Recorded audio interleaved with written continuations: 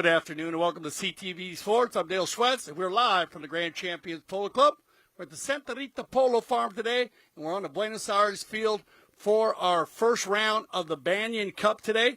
3 great teams playing today in a round-robin setup. And remember, we'll be carrying the scores over into Sunday. I love when the tournament committee sets it up like this. We had some fabulous games last week. This is our 4th medium goal tournament of the fall season. And it looks like we got all of our teams behind us. It'll start out. But before we start, I also want to remind everybody, and I'm going to remind you all day long today, about Snow Polo Championships, the World Championships out in Aspen, Colorado. Remember, you can get your tickets at snowpolo.net and also look for the QR code today. Looks like we got Gaston Dorignac in the middle of the field. I'll get to my spot, and we'll get these teams ready to go. Thank you for joining us here on CTV Sports from the beautiful Santa Rita Polo Farm. Let's go ahead and start with the Victory Polo team number 2, because ladies always first. And oh yeah, welcome back. Please put your hands together for Becky Schmeits. Becky, welcome back to the Grand Champions Polo Club. Becky played all summer long at the Aspen Valley Polo Club, and what a summer she had playing the number 2. Oh, I like him at the number 2 position, the Spaceman. Put your hands together for Jason Crowder on 5 goals. Great combination here as we'll put Tomacho Pieres at 6 goals at the number 3 position. Keep an eye on him. He'll be live in the World Polo League this summer. And also, have been having a fabulous fall season. Welcome back, Pablo Dorignac. He has been strong at the number 4 position. They'll be strong with this matchup with Becky, Jason, Pablo, and Tomacho. Now, victory number 1.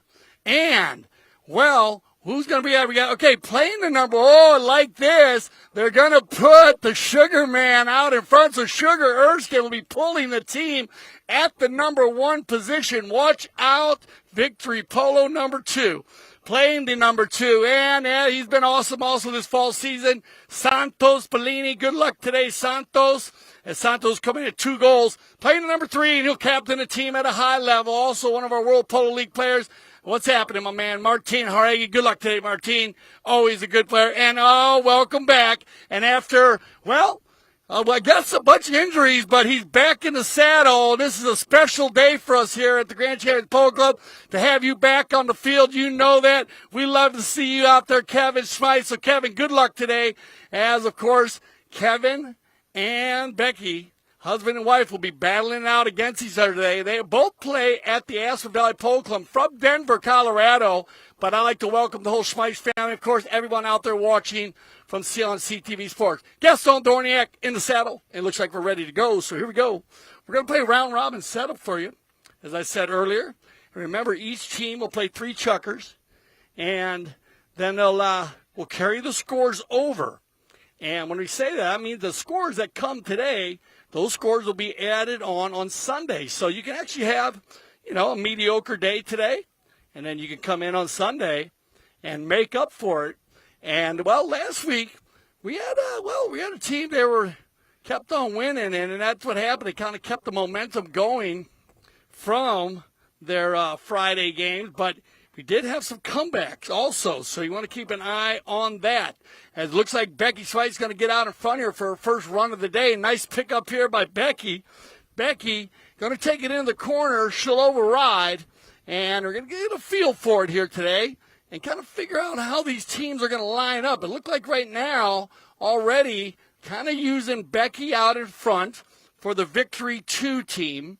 And the Victory 1 team, they got Kevin in the back, but it looks like Kevin is on the rotation. So they're going to go ahead and work with a 4-player rotation. And look at this. We got a 3-on-1 breakaway early. Oh, bad luck there is Martin. Jauregi's going to override, and now the shoe's on the other foot. We're going to have a 3-on-1 going the other way, and this is a pretty ball by Jason Crowder. He's going to hit this one way out there in front, so Becky's going to get the breakaway. Becky takes a swipe at it, backed up cleanly by Erskine. So we're seeing a mix-up of players. Looks like as I said, Victory 2, keeping Becky out in front. Going with that strategy, getting a 3-player rotation, and that's another pretty ball. Wow, that ball was so perfect from Tomacho Pieres. It actually hit off Becky's mallet, and Becky's going to go ahead, and did that go just wide to the right? So bad luck there. And I think that hit off Becky's mallet. We'll check her out just to make sure. but a pretty pass by Tomacho Pieres, getting a hold of that ball and giving it a ride. Now remember, we got the wind blowing today, and it's kind of blowing from the northeast. So it's kind of coming across the field. This field here at the Santa Rita Polo Farm runs north and south. So you're going to get a bit of a cross breeze. It might come into effect on the penalty shots, and we'll see how that works out. It's going to blow into your face a bit when you're shooting at the Orlando goal, and that's a goal down where you see all of the beautiful stables here at the Santa Rita Polo Farm. And, of course, where you see the trailers at, the horse trailers at, that is the south goal, the Miami goal, we call it. Now, into the corner here, it looks like it might get saved. Yeah, Martin going to switch to the near side there, gets a hold of that one. Sugar wearing the 1. Pablo comes in there quickly, backed up hard there by Jason, and they all come flying in there. And it looks like Tomacho Pieres is going to try to break away with that one, but he's going to get caught there by Martin Harry. And we'll get a penalty on the play. And also that will start our first courtesy change of the day. So with 3:40 on the clock, we'll go ahead. We got a clock there, so we'll stop. Okay, so 3:54 on the clock to be precise. 3:54. And I'll do the adjustments there. It looks like we're going to get a few takers here on our first courtesy change of the day.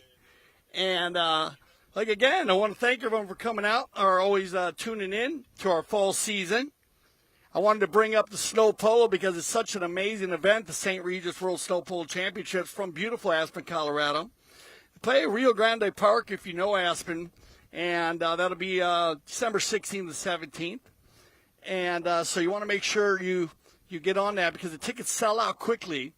And so you can go to snowpolo.net or, as I said earlier, you can look for the QR code. And, of course, remember to download we have a number of apps. If you don't already have the CTV Sports app and the Chucker TV app, well, you need to get the Grand Champions Polo Club app. And my wife and I, Stephanie, were chuckling this afternoon as we were preparing to come to the game, and we kept hearing the umpire whistle.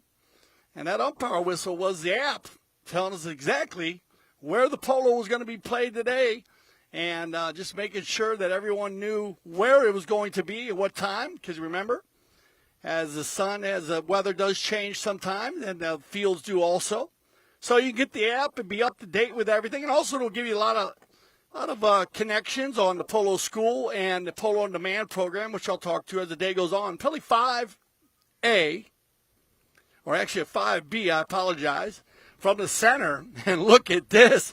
Martin R.A. is just going to drill one right down to Kevin. Kevin looking for his first goal of for the first year, because he's taken a good 6 to 8 months off, I believe, recuperating as he had his knee, I believe, done, and but he's doing well. He came out of it, and he worked out all summer long in Aspen. He didn't ride, but he worked out, and he said he was ready to go. So we'll see if keep an eye on him as he's coming back. That does happen. Of course, get those injuries, and you got to turn around, and Kevin's been great preparing himself. Now it's going to be Schmeits. Got to get the ball held of this one in the yellow helmet. Kevin trying to get by Crowder. Crowder with a clean tail shot, and he's got Tomacho. And, bad luck there as Tomacho goes forward with it, but his horse kicks it back. Pablo overrides, and Sugar has a clean route to the goal. Erskine once inside the 60. Erskine twice trying to get by Crowder. He does, and Sugar will get the first high flag of the day and take that one in with 2:40 on the clock. And just bad luck there for the victory number 2 team as they were off to the races. They had Becky out in front. Tomacho went to run with it. It was a clean back shot from Crowder. And just a little bad luck there. It bounced off the pony of Tomacho. And Pablo just reached out as far as he could, just couldn't get a hold of it. So that'll make it 1-0 here in our first chucker of 3. Back to the center, and we will switch directions for any of you new viewers. That's a procedure we use in the game of polo for the same sun wind field advantage. Loose ball play, turn around here. Martin by himself, and he's going to crush one from a standstill and a good 100 yards every time he touches the ball. Nice play here by Dorignac on the gray pony with the red bandages. Pablo's going to work it back to the outside, overrides, back to the inside. He's got two black jerseys with him here. There should be an open player somewhere for victory. There's Crowder, and Crowder's going to launch another pretty ball, and he's got Becky Schmeits out in front. Becky, a little late on that one. She's going to override, and it's going to get cleaned up again by Martin, and now you're going to get the two Argentine pro players going at it. Tomacho Pieres and Martin Jaugueri. Outlet pass, looking for Sugar. Erskine. Oh, that's nice. Sugar takes the hook first. Now he'll control it, leave it for Martin. And this is good offense by Victory Polo number 1. Now, Martin. He's going to get a play here. Pablo. Got to give him one play, so Pablo pulls out. Martin with the one-timer. And that ball looks like he's going at the goal. Crowder is going to watch it go over. The end line is Jason playing the goalie right there. And not a bad position to be in because the way Martin hits the ball, you need to be ready every shot this guy hits the ball. Ooh, they're going to get that knock in right before the 30-second warning horn. Becky going to pick this one up off the little skip right there. Now it gets turned around. And it will be Santos Bollini. Tato trying to work it through. Leaves it now for Martin. As I said, good rotation here by the black jerseys. They all come together. They leave it for Crowd. Now look for Sugar. Sugar's going to have a shot on goal. And that ball might go. No, it's just going to go wide to the left right before the warning horn. So we will have a knock-in to start our second chucker. So we'll send them all off for some fresh ponies. And we'll be right back for our second chucker of the 2023 Banyan Cup.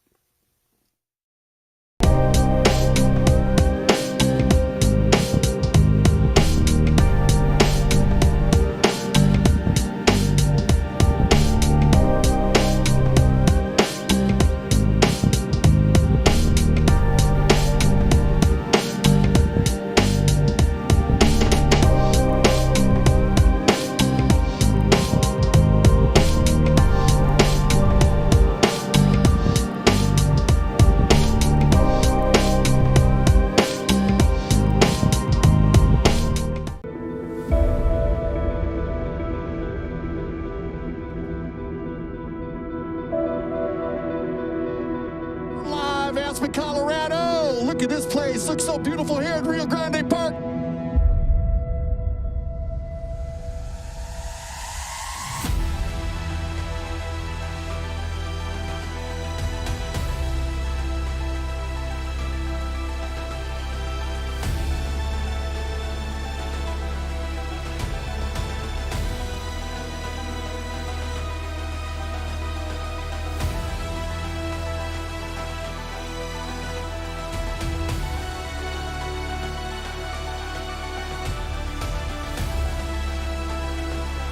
As the sun sets in Erskine, Colorado, one of the most beautiful backdrops in the world. Thank you for making us the leaders in polo broadcasting. And when you see a day like this on the snow in Erskine, Colorado, you know why we say at Trucker TV, we love the polo.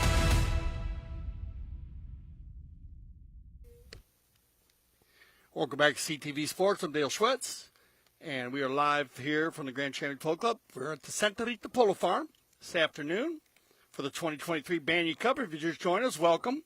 We have a 3-team round robin going on in our fall season. We have Victory 1 with Sugar Erskine playing 1, Santos Bollini playing 2, Martin Jaugueri playing 3, Kevin Schmeits playing the number 4. And we have Victory 2 with Becky Schmeits, Jason Crowder, Tomacho Pieres, and Pablo Dorignac. And then our third team is going to be Lefebvre. And they're going to have Sebastian Mendlebaum. Juan Bollini will play tomorrow. And we're going to have Devaleix play on Sunday. So they'll switch up. And then we're going to have Ganzi and Nic Roldan. So very strong Lefebvre team. And so they'll play in the final 6 chukkers today. Remember the round robin setup, 3 chukkers against each team. And we'll combine the scores. We're going to carry these scores over to Sunday. So we'll keep a list here. And wow, what a goal. And that had to be Jaugueri. Martin. Hello, Martin. You're becoming the long ball hitter, my man. Well done, que golazo. Hey, he's going to hammer one. And he is very strong from the distance. Might have been a pass there. You never know, but very clean. You want to watch a guy hit the ball, kind of try to learn how to hit a polo balls. We have so many different swings out there. I love the way he adjusts his swing, and fabulous hitter, striker of the ball, you could say. We have a lot of them out here today, though. You see Nic Roldan also, another big hitter. Bollini's been hitting the ball well. Crowder hits the ball very deep. And then we have some very fast, smooth running and gunning players, too. As you got Erskine out there and Santos Bollini.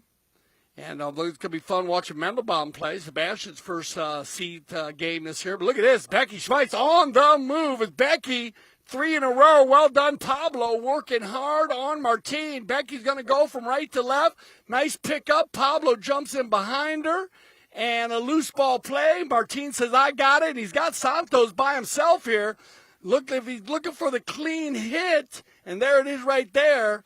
Doesn't get everything he wants, but it looks like he's going to find Kevin. Schmeits will override. Oh, and it's going to be right there, a hustle play, running and gunning. And it looks like Pablo Dorignac's going to go for the hook there, but he's going to get called on the cross hook. So, a bit of a foot race there with Dorignac and Jaugueri. And it looked like Martin was off to the races, and I think he was going to just break loose and be gone. And Pablo had to go from left to right. Now, remember, you can make that play go left to right. You can hook a player's mallet, but you cannot. You need to be directly behind him or on the side that he's playing the ball on. Remember, you're only allowed to hook a player's mallet when it's below his shoulder. So you're not allowed to hook a player's mallet when it's up in the air. And, of course, remember, you need to make sure he's only playing the ball. A lot of players don't realize that. You're not allowed to hook a player on the polo field unless he's making a play on the ball. So you can't just go out there and defend a player and just try to make a hook on him if he's 10, 20 yards away from the ball. And we teach that in the polo school. He needs to be making a play on the ball, and the mallet needs to be below his shoulder on the grass and below the horse's rear end in the arena. And based on the polo field being a larger field, 300 by 160 yards, 9 football fields can fit in the area. And, of course, the arena, just a little bit larger. Most polo arenas are about a football field, 100 by 50, but some are a little bit larger. And based on the size, determines why you're only allowed to hook a player behind and at a different height.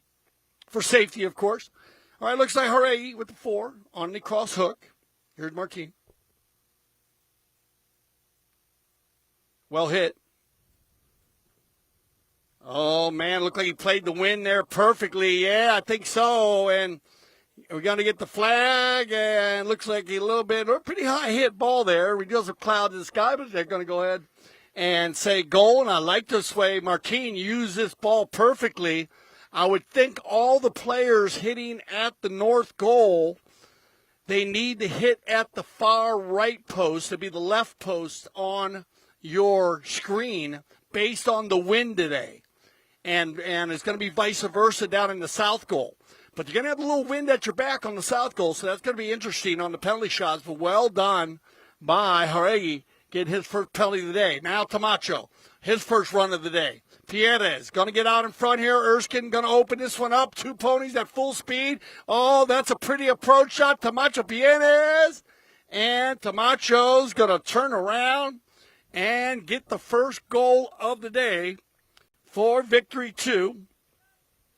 And a very nice goal at that on the breakaway, win the bowling, get the offensive attack, and Tomacho putting Erskine on his hip and doing a fabulous job on the breakaway there by Tomacho. I like the Bay Pony, taking him right where he wants to be.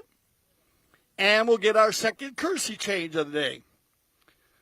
And, of course, I think everyone's pretty used to the Kersey change now. We've talked a lot about it and how it's changed the game.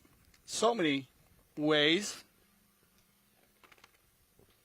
Not just safety of the four-legged athlete, of course, but just the way the dynamics of the game and is played. And, of course, I'm a big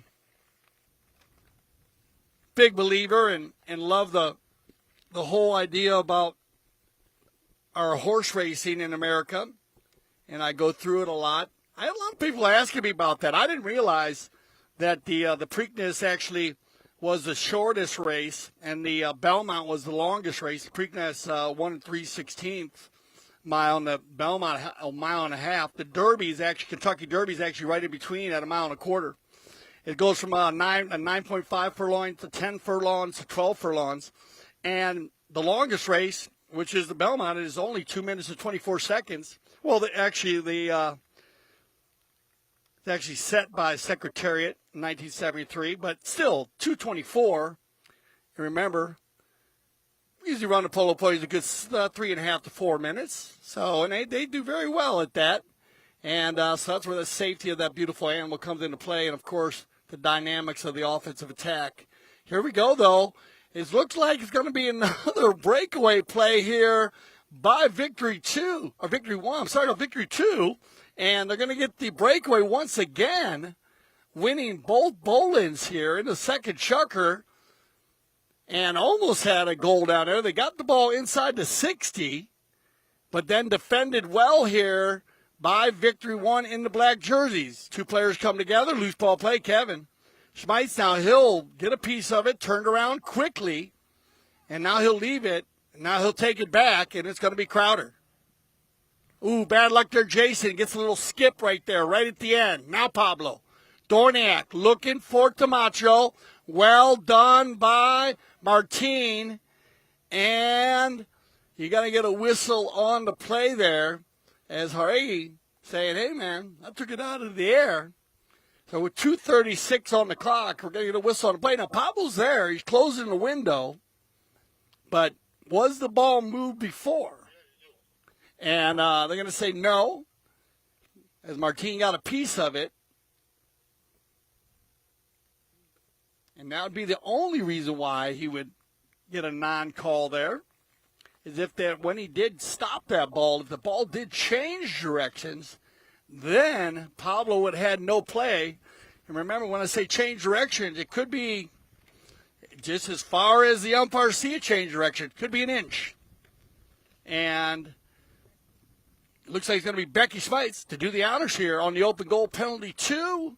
And Becky, well done. I think she's going to get the high flag here. Well done, Becky.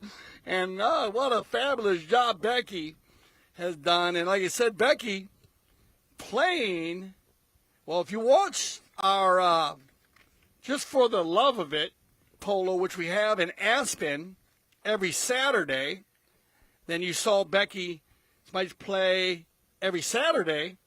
But I actually saw Becky practice a lot this summer also. I was riding some of the young horses, Santa Rita breeding operation, umpiring a little bit during the practice game during the week. And she practiced a lot, so hitting the ball very well, doing a fabulous job there on the penalty 2, and picking up her first goal of the day. And then we get another whistle on the play here. And you might get riding another shot from behind here. We'll see. Pablo thinks he got a bag go for the hook. But you get a whistle on the play. And that'll stop the clock now with 1:51. So exchanging penalty shots here in the second chukker. A penalty 4 made by Martin Jaugueri. And then Becky picking up the open goal penalty 2. And now it looks like we're going to get a penalty 4. That's going to put Martin back on the line, and now with the wind at his back. So how does he adjust here? I say a little bit to the left, which would be right on your screen. Here comes Martin. Oh, he's going to hit the ball hard. Man, this guy hits the ball well. Well done, Martin. All right, he's doing it well. And looks like he might have got a little bit hard. He hit that one a little bit harder, but I think that was perfect because he kind of hit it through. The wind had no play on that ball at all. And Jaugueri picking up his third goal of the day and third goal here in the second chukker. So Martin getting a hat trick. And more importantly, putting away those penalty shots. So important. We'll wait for our final player to get to the lineup. Looks like it's going to be Becky. She'll be the number 1 with Kevin. And that one bounces off a pony. And look at this. Off to the races we go. And it's going to be Jaugueri and Pieres. Oh, nice near side play. Dorniak's going to get back. Pablo drags it back into the corner, and he'll get pressured now by Bollini. Santos and Pablo. Pablo and Santos turn around and picked up and controlled now by Tomacho. Pieres is going to have room to work here. And now looks like Martin going for the ride-off. Oh, bad luck there, as you will get the broken ball. And that's going to get a whistle here, but some food for thought. Now, remember the broken ball. You are allowed to play the broken ball until somebody misses. So if you're going down the field and the ball does break, the larger piece, you're allowed to play the larger piece. And that ball kind of broke right down the middle, and it didn't look like Tomacho had an opportunity. But remember, if you're inside the 60 is when you usually have the opportunity. But if you get a broken ball, remember to play the broken ball. You're allowed to at least try to make a swing at it. The umpire will not stop the game right away. And look at this pass here by number 3 to number 2. Here comes Tato after the 30-second warning horn. That's a perfect approach shot and a perfect finish. And look at this. The black jersey's on fire. 5-2. And that'll end our second chukker. Stay with us. We'll be back. 2023 Banyan Cup.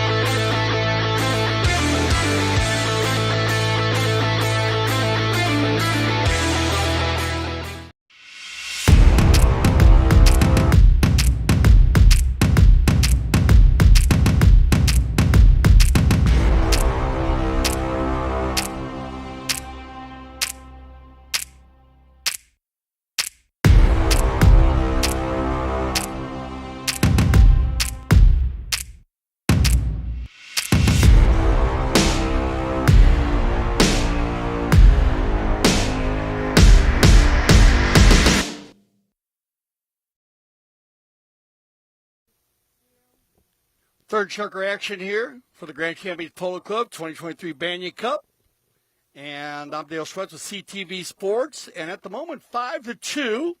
But remember, these scores will carry over into Sunday. That gives all these teams an opportunity to figure out. And some teams have made some changes also. We saw that last Sunday.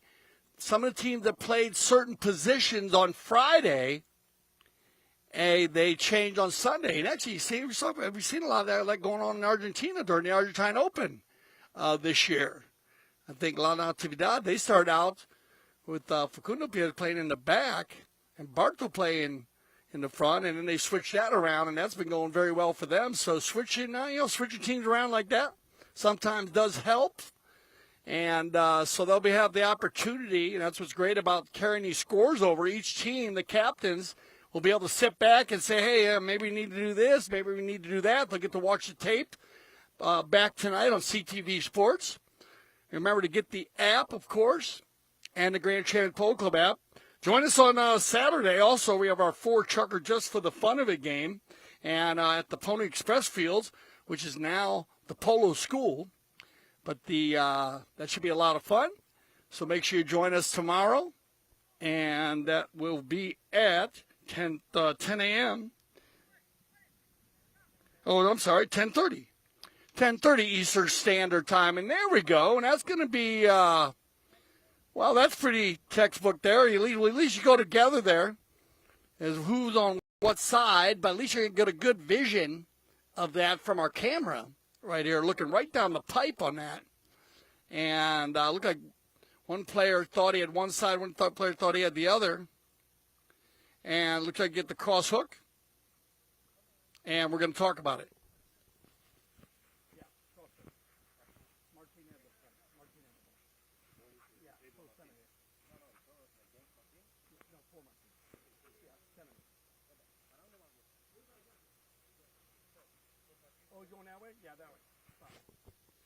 All right, so we are going to get a spot hit here. And they came together. Two players come together there, and it was kind of tough. Tomacho thought he had one side, and Martin thought he had one side. So kind of a tricky play.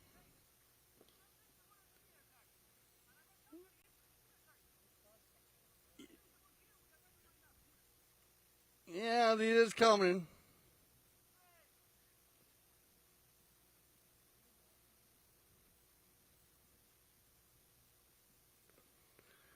Jaugueri. Woo! What a save there by Pablo. And they're going to be picked up here and come together once again. Dorignac got to control. Oh, he overrides. He's going to get Becky. Becky picks it up nicely. Take it forward. Now they go once again. And Pablo still trying to get through there. Sugar gives him a little ride off. And as they come together one time, Pablo will go into the corner with it, but he's going to get pressured by Erskine. Dorignac still in control, trying to get through there. And looks like the all black jerseys everywhere around him down the back shot. Dorignac goes for the hook on Erskine. And they come together. And making sure that everybody's all right down in the corner there. Looked like maybe that ball flew by somebody. I think they had somebody off there, so they're going to go ahead and have a whistle on the play, and that'll stop the clock. And it looks like Gaston's going to get organized. Looks like, well, we got a little. Okay, so we are going to get a fair play bowling here. Broken mallet on the play. And one of the procedures that has been put in place by our tournament committee on a broken mallet play, as they'll give the ball back to the team that had possession on fair play bowling, and they'll allow the player to change his mallet, keep things even on the field. In this case, Dorignac was going for a hook on a opposing player and broke his mallet, and that was a long way back. Actually, he was a good 280 yards from his camp, you could say. So that's why we put that rule in place. And so they'll allow him to change his mallet, and then they'll be back on the field. But still a lot of time left here in this third and final chucker of our first leg, 5:44 on the clock. And so remember on Sunday to join us at 10 a.m., when we'll have our final, and we'll have our teams coming in. Just a little change for the Lafay team. As Devaleix will come in and play. Louis for Bollini. Juan's going to play today for him, for LaFay. And last year's Banyan Cup tournament was Roxbury Raiders. I remember that. Josh Silverman. What a fun team this was with the Roxbury Raiders. Josh Silverman playing with Jason Crowder, Santos Bollini, and Tommy Biddle, TB.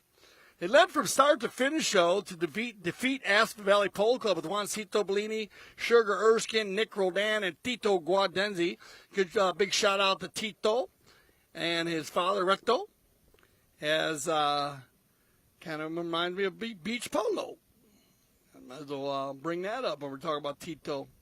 And so make sure you get your tickets for that. That's in April, though. Here we go on the breakaway play. Wow, man, that's just a way to go from coast to coast. And I'm going to give it up coast to coast like butter on toast there, because that's like 280 yards. Started with Martin, and he finds Santos. And Santos pulling the team nicely with the number 2 on his back, picking up his second goal of the day. And keeping the wheels rolling here for the Victory 1 team in the black jersey. A little bad luck there for Martin. Oh, bad luck there, Pablo. Too bad. His horse going to kick it off the field there. Dorignac had control there. We'll get a change of possession, a cop on the pitch. And so they're going to drop this one in. I'm sure Martin's going to send everybody forward. Yep. And they, oh, man. Jeez, this guy can hit a polo ball. Man, look at this. He's got Bollini. Oh, Santos. I thought they were going to go 2 for 2 on a wonderful hit there. God, he hits the ball so hard. You can really feel it here. We're about 10 yards from him. I know you could probably hear it on the camera or on my mic when he hit that ball. He hits it very hard. All right. They're going to click down to 4:05. That ball stays on the field. And Victory looking for the goal here. Victory 2. Back and forth in the center. Good pickup here by Pablo Dorignac. Sugar with the back shot. Bounces it off a pony. Well done by Tomacho Pieres. Tomacho. Now Tomacho trying to get by there. Oh, they come together, 2 players. And, oh, man. So they'll go ahead and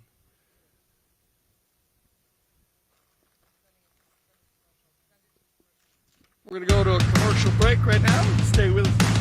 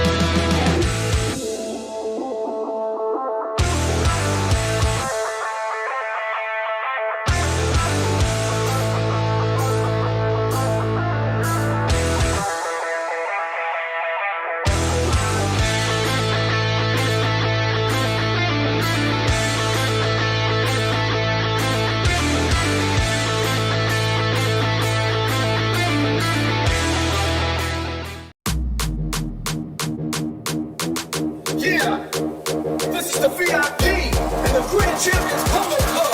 Let the games begin.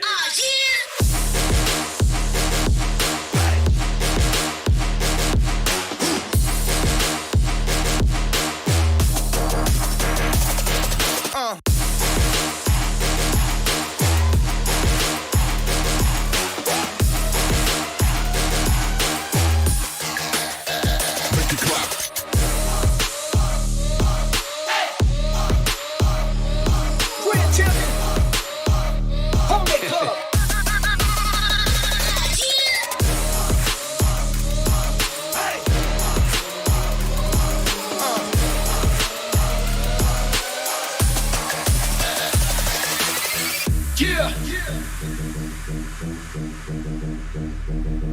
Yeah. Yeah. Yeah.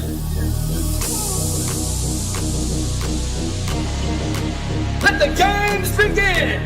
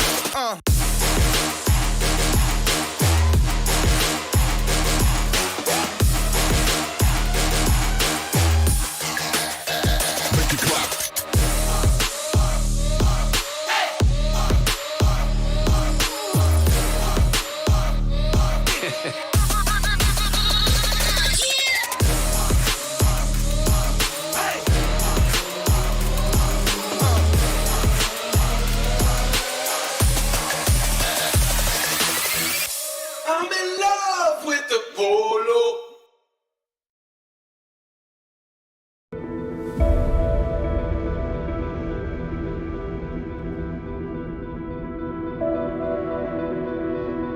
Live, Aspen, Colorado. Look at this place. Looks so beautiful here at Rio Grande Park.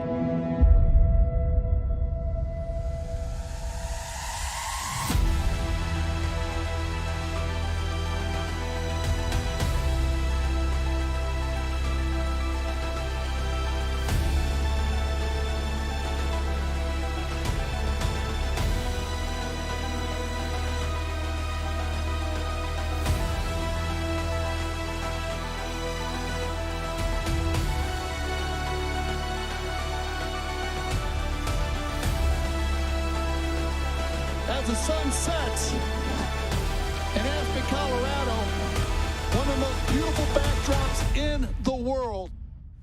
Thank you for making us the leaders in polo broadcasting. And when you see a day like this on the snow in Aspen, Colorado, you know why we say at Trucker TV, we love the polo. Yeah, he told. Welcome back. As looks like we're going to have Patricio Paz playing here. And we had two horses come together there. And Tomacho Pieres will be sitting down as he's okay, but he's going to take a break, and we're going to have a substitution. So we're going to have Patricio Paz come in. Tuku. Or Pato. Got a number of names. As we were just discussing here as a group. He's a four-name man. And so he's going to, he's been playing very well. Making his debut of season here, actually, Tuku. And like I said, it looks like Tomacho is okay. But he's just going to take a break. And Patricio Paz was available here as he was on the sideline. So Tuku will be coming in, and we'll get this going here as we are in the third chukker with 3:37 left, 6-2 at the moment. And strong play from the Victory One team. Santos Bollini, Sugar Erskine, Martin Jaugueri, and Kevin Schmeits against Becky Schmeits, Jason Crowder, Tomacho Pieres, who will be Patricio.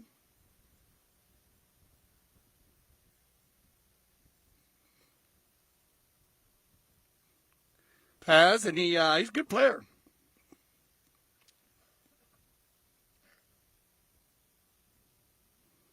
And we'll get this third chukker going on here. Now, we're still in our first leg, and it looks like the LaFay team is getting organized to come out as they're going to enter the field here for our second leg. And Banyan Cup, named after the banyan tree, which can cover about 14,500 square feet of space. Wow. grown branches as high as 80 feet and thrive over 2.5 centuries. And as it grows, the banyan tree produces arrowroots that hang down and take root wherever they touch the ground. So you can imagine that, how much they spread.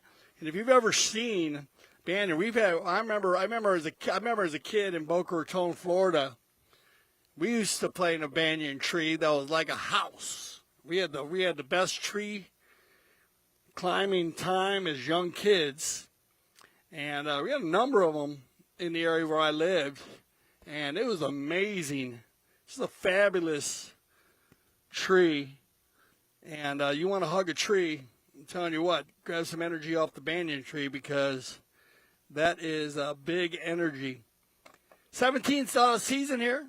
It's our anniversary going on at the Grand Champions Polo Club team, our Grand Champions Polo Club. And, of course, we are getting ready for our International Cup this year. And that's going to be, looking to go for their 12th win, as they have 11 wins.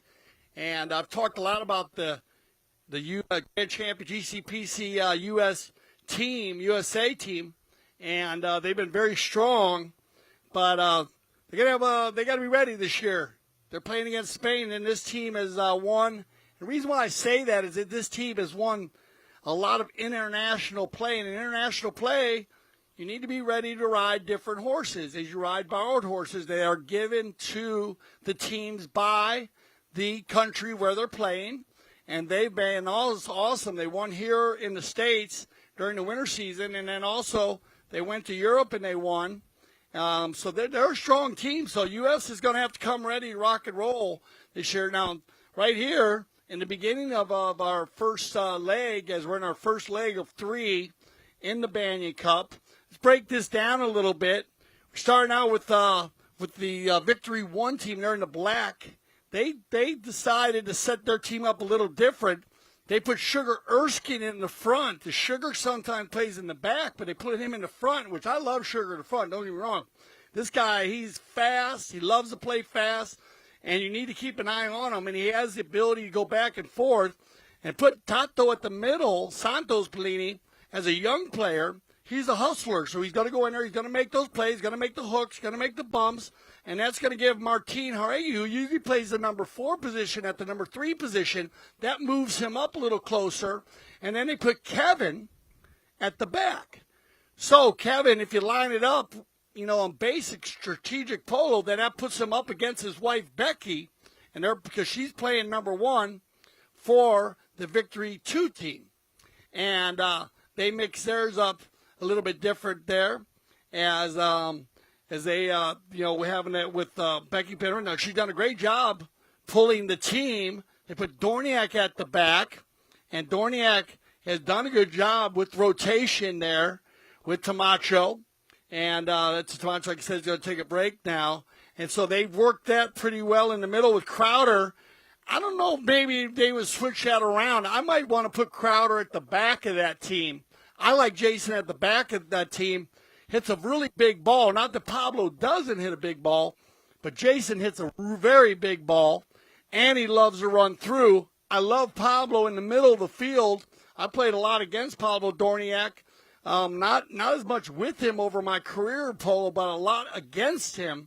And he is a fighter. He's the kind of guy that more he's got to do, the better he plays. I like to see him in the middle of the field, and then have those other players behind him. But they're using kind of the rotation with him from the back. So you might see some changes here.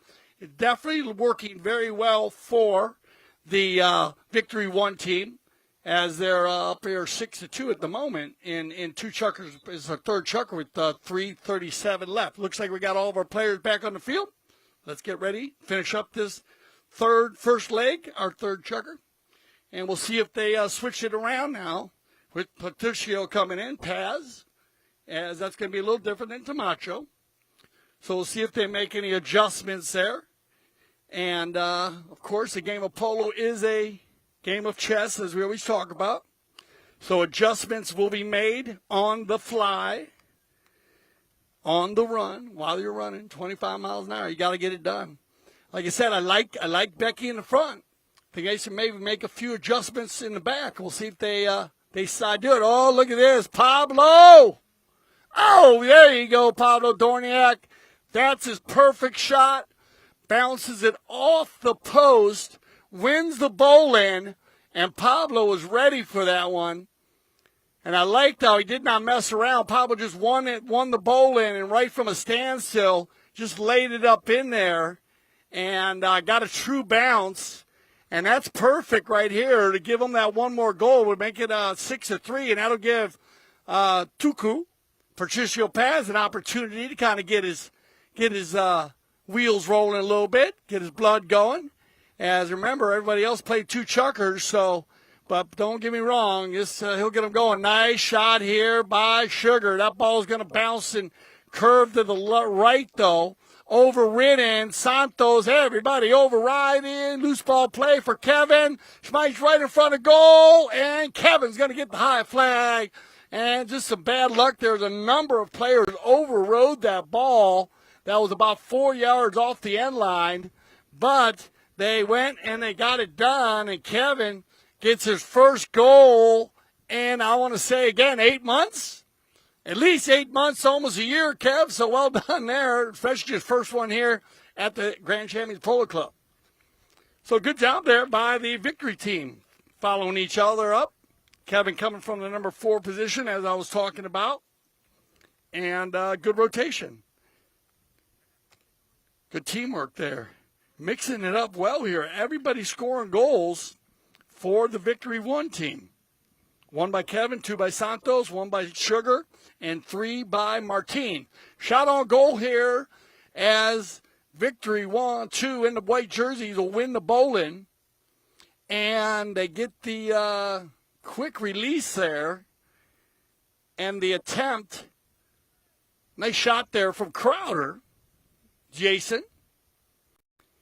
Got to hit it just wide to the left, though, and that'll set up for a knock-in. Whoa, as Santos comes across there, and I think Pablo's going to go ahead. Is they're going to let him play the advantage here. And let's see, there's Cheryl. Yeah, well done, Becky on the near side. Now Becky inside the red zone, and Becky, gets the low flag, but a nice attempt. As Pablo Dorignac, looks like he's moved up a little bit, so maybe they may have made a few adjustments. I'm not sure he's playing the 4 or the 3, and it looks like him and Tuku are playing in the back there. Far hit, big hit on the far side. It's going to be Kevin on the Bay Pony. Schmeits down. Trying to get around Pablo. He's going to get the edge. Well done, Kevin. That's a nice play. Now he's got to open the little Bay Pony up. Pablo's going to get there. Overrides, lose the back, 30-second warning horn left. They're going to play this 30 seconds out now, all the way through 7-3 to end this first leg of 9 chuckers. Looking for Becky. Becky on the near side. Nice pickup back. Take it forward. Now Becky on the Bay Pony also. That's a nice shot. That's a good give and go from Becky Schmeits to Pablo Dorignac. Dorignac with 5 seconds on the clock. Dorignac, can he beat the time? And taken out of there by Jaugueri. Bad luck for the white jerseys as Pablo had the time. Just a little bit of a problem right in front of goal. And that will end it. So 7-3 will be the final. And we'll go ahead and send them off. And we'll be right back for our second leg of 3 legs. And our 4th chucker of the day of the 2023 Banyan Cup.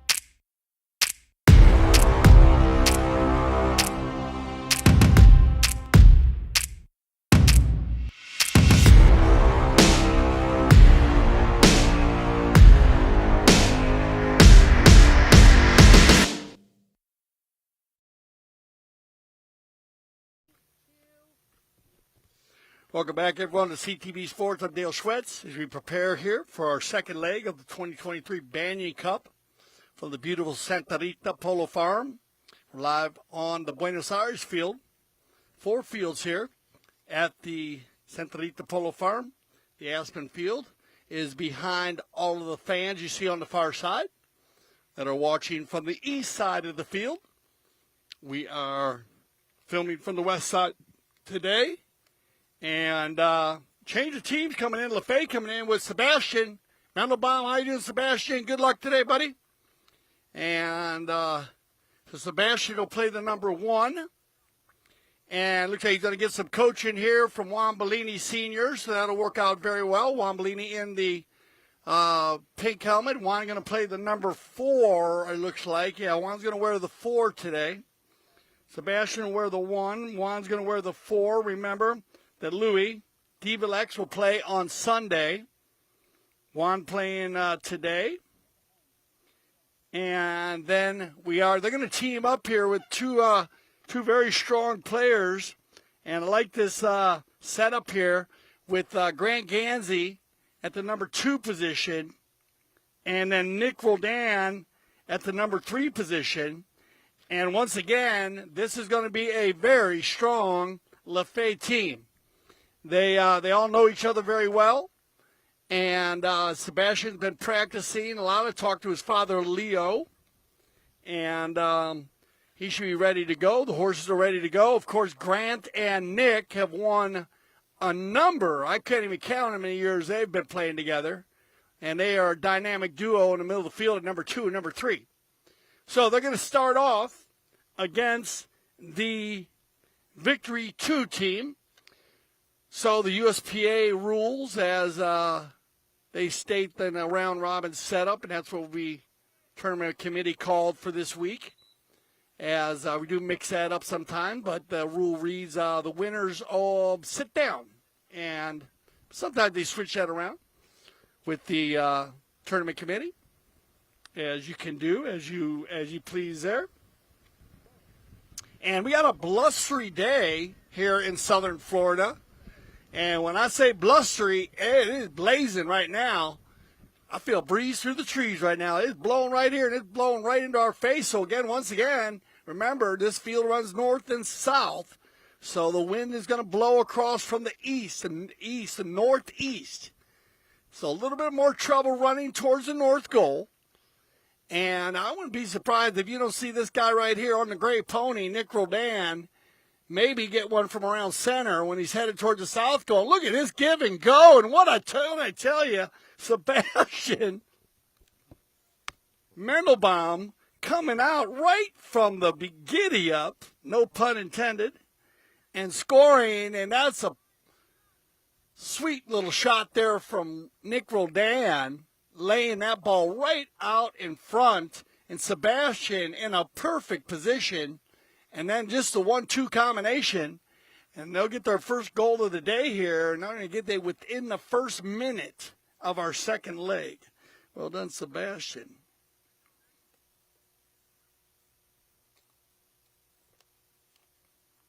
So they're going to throw in from the far side, international rules. They'll switch that up. We'll see them for the final 3 chuckers, which will be against Victory 1 and LaFay, and they'll be right back up here, up close and personal, for our final 3 chuckers of the afternoon, 7, 8, and 9, our third leg. And we're going to get a right-of-way violation here, and that's going to stop the clock, so we'll have a penalty 5A from the spot, controlled here by Pablo. And it looks like Pablo is going to stay behind, and they're going to get Patricio going forward here. Patricio Paz on the move. Patricio, this is his first run to goal here. This looks like a nice run if he can save this one. Oh, bad luck. It's going to go off to the right side. And just a little bit off there. Trying to hit that ball to the far post if possible on those neck shots when you're running through. That gives you a little bit more of an opportunity on a miss hit. And remember, it gives you a little more room to the left side of the field, too. If you overhit it, it stays on the field. And if you underhit it, it stays on the field, or sometimes goes right through the goal. So if you hit to that far post. Pretty ball right here again by Roldan. Looking for, oh, my board. Well done, Double G. Grant Ganzi on the move. Once, twice, three times, my lady. Oh, that's a pretty goal right there. And Nic Roldan doing what he does well, finding an open player. But that first shot by Grant Ganzi is higher level. I mean, the ball dropped from about 30, 40 feet in the air. Grant Ganzi just ran by, took it out of the air, and then focused all the way to goal. 3 clean shots, nice and easy. Been having a fabulous fall season. And so looking for a lot out of him. I know he'll probably be playing. I'm not sure who's on the. They haven't given out the that U.S. team yet. And always wait. They make us scratch our heads on that. Now it's going to be a fun one, though.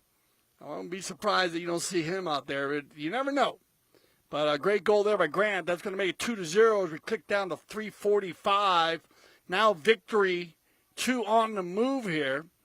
And I like that. I mean, we'll get a read. I like the Patricio coming in and getting on it quickly. It looks like he has moved forward though, so maybe they have changed it around a little bit. As or we are getting a timeout, or they're going to use a courtesy change. They're going to use a courtesy change. So for 3:40, we are going to get the courtesy change. So that'll give us a little time here as they head down to change their ponies. Remember, due to the high demand, we've started selling snow polo tickets once again for the St. Regis World Snow Polo Championships from Aspen, Colorado, Rio Grande Park, December 16th and 17th. So you can get your tickets and keep an eye on for the QR code or, of course, snowpolo.net. And make sure you get on that. And not to bring it up early, because I know we're in 2023 so still, but 2024 as we cross over. Remember April as we can do our beach polo, also the World Polo League beach polo. And you need to get up on that one too, because these tickets, they sell out quick for these. These events have become some of the biggest go-to events in the world. I mean, we have fans and players flying in from all over the world to play, and it's a delight to see how well these tournaments have done. Applause to all the organizer and everybody involved. And wow, this kid's on fire today. Oh, nice little play there. He gets a little help from the pony. Now he takes the mallet away. That's going to work, Grant. Nobody home, though. Bollini in a good spot. Becky's going to come over, give Bollini a little rub there. And now it's going to be Juan and Nic. And Juan will give it up to Nic. Why not? Now Nic. And Nic's going to get up underneath this one, and that's a nice ball. That guy go through the goal and taken off the line by Crowder. And I hope they were listening to me, because it looks like Jason has moved to the number 4 position. And I think if they put him at 4 and put Pablo at 3 and then put Patricio at 2 with Becky at 1, this team might start clicking. And it looks like they've kind of lined up like that. And look at, here comes Tuku on the move. Grant's going to lean way out there, a little bit off to the right side here. Tuku takes it down forward, still has controls. He has to deal now with Nic Roldan. Nic will turn it around, leans way back out of the saddle. Keeping it going here, Nic. Oh, little pump fake there. Looked like he was going to drop that ball. Right off and knee to knee. And he'll get a whistle here probably just to change the mallet. We'll see what they decide to do. The open back shot. And Juan Bollini, and you will get a whistle. So that will stop the clock there. And a clean ride-off there by Patricio Paz. That was a clean ride-off. And remember, all right, we are going to have we will have a fair play ball here for the pink, the Lafay team. And based on Nic Roldan breaking his mallet there, and just a nice ride-off by the number 2. Paz coming in there. And when Nic followed through there, kind of came together, snapped the head off his mallet. This is going to be in range here for Bollini or for Nic. It looks like it's going to be Juan. So Bellini's going to go for it. Here comes Juan. Juan going to go across the center with this one over to Grant Ganzi. Grant's going to have time, keeping it in behind Crowder. Now the shot on goal, and that ball might go on its own. And Nick's going to go underneath, and it looks like Nic and Patricio, they're going to be on a date today here because they're going to line out against each other, especially if they have Patricio playing the number 2 right now and Nic playing the 3 on the opposing team. That's just the way it lines out. So now I think that's the adjustment they've made because it looks like now Becky now is going to rotate back and carry it down the right side, and they're going to send Tuku forward, and he's going to be picked up by Bollini, and now they'll leave this one again for Becky. Well done, Becky Schmeits going to keep it going down the far side. Nice hitting here. She keeps it moving. Beautiful night here. We've had an amazing weather here for the fall season.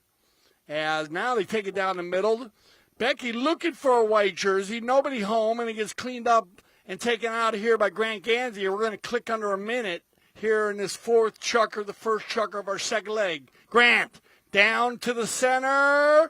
Will that ball make it through to Sebastian? Oh, well done, Jason, on the open back shot. Looking for Pablo Dorignac. Dorignac trying to find Patricio. Doesn't get all of it. Nic's going to pick up the pass from Grant. And now you get a little bit of cat and mouse, and well done, Nic Roldan. He's going to change the field. And here comes LaFay with 30 seconds left. Nic's going to lay one out there looking for double G. Grant Ganzi's going to have time. Crowder goes out for the hook. Grant gets a piece of it. Jason will take it back into the inside and try to gather a few yards here.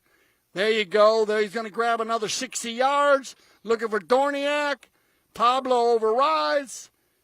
Patricio's going to get a piece of it, and you'll get your second horn, and that'll end it right there. So we'll send everybody off once again, and 2-0 for LaFay. Stay with us. We'll be right back.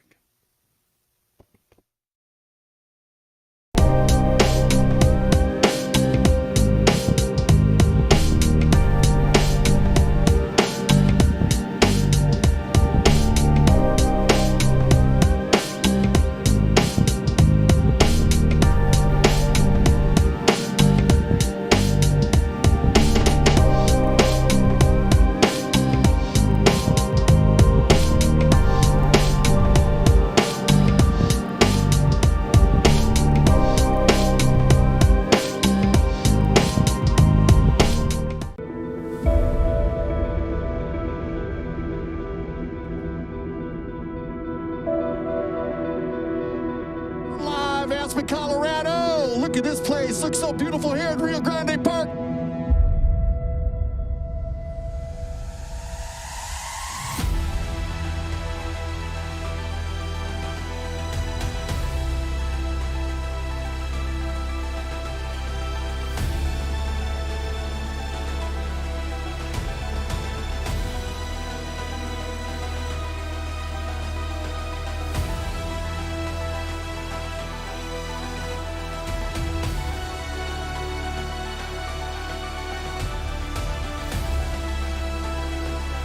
As the sun sets in Erskine, Colorado, one of the most beautiful backdrops in the world.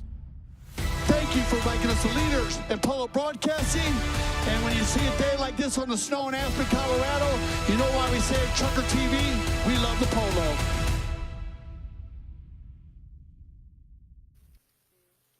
All right, here we go, everybody. Once again, welcome to CTV Sports. Thanks for joining us tonight. Fall season, Banyan Cup. And, well, Victory 2, getting the flow. They're getting opportunities, the white jerseys, having opportunities. Just a great start here by LaFay, Grant Ganzi, and Nic Sebastian. But just this team lines out very well with Juan Bollini back and Nic at the number 3 position. That moves Nic up one spot. So Nic usually hits the ball far enough from the number 4 position, but when you move Nic from the 4 position to the 3 position, that moves him up about 20 or 30 yards on every offensive attack. That can be a little tough to deal with sometimes. So I think the Bollini and Roldan in the back there are a good combination. And, of course, Sebastian, who does a great job staying in the front, and Grant has proven that the number 2 position is he's very comfortable there with the defensive side of the stick, working for the big guns and also scoring goals. So here we go. Nic's going to go ahead and try from way out, and I told you he would. And with the wind behind him here, that ball's going to carry off the field. And that's a good 140, 130 anyways. Oh, just on the edge there, on the end line, so still in play.